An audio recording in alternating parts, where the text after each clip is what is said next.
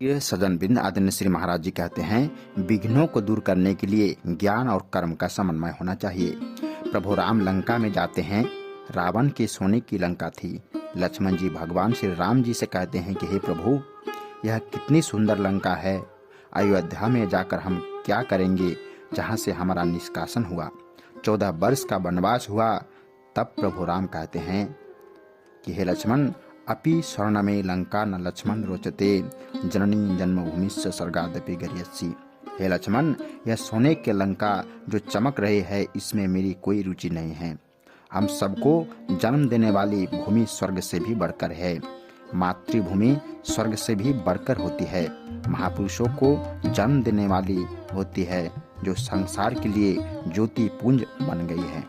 सब लोग कहते हैं कि राम राज्य आना चाहिए।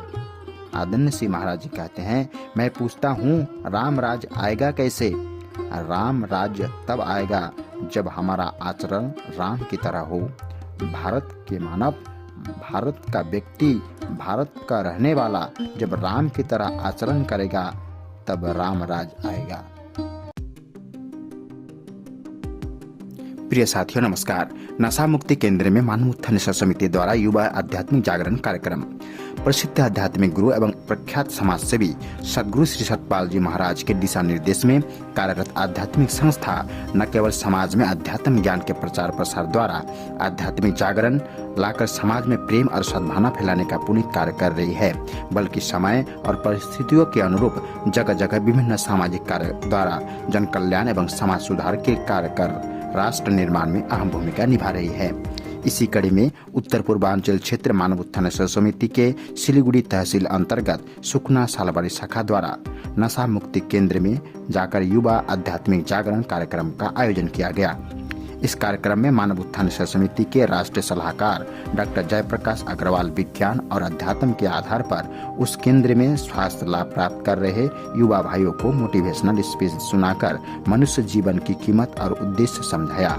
इसी प्रकार नेपाल मानव धर्म सेवा समिति के केंद्रीय कार्यकर्ता श्री उत्तम गिरी जी भी अपनी मोटिवेशनल स्पीच द्वारा उन लोगों से आध्यात्मिक रूप से जगाने तथा मन में हौसला भरने का प्रयास किया।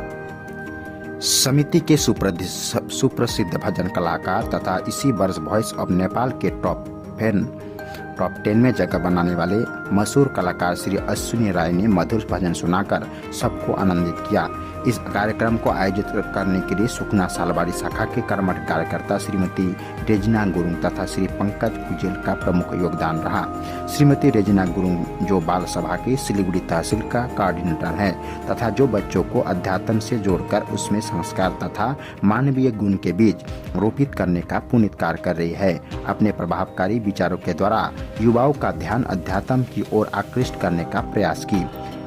रिहैबिलिटेशन सेंटर के संचालक ने मानव उत्थान समिति के इस सुंदर मानव कल्याण कार्य की भूरी भूरी प्रशंसा की तथा अपना आभार व्यक्त किया।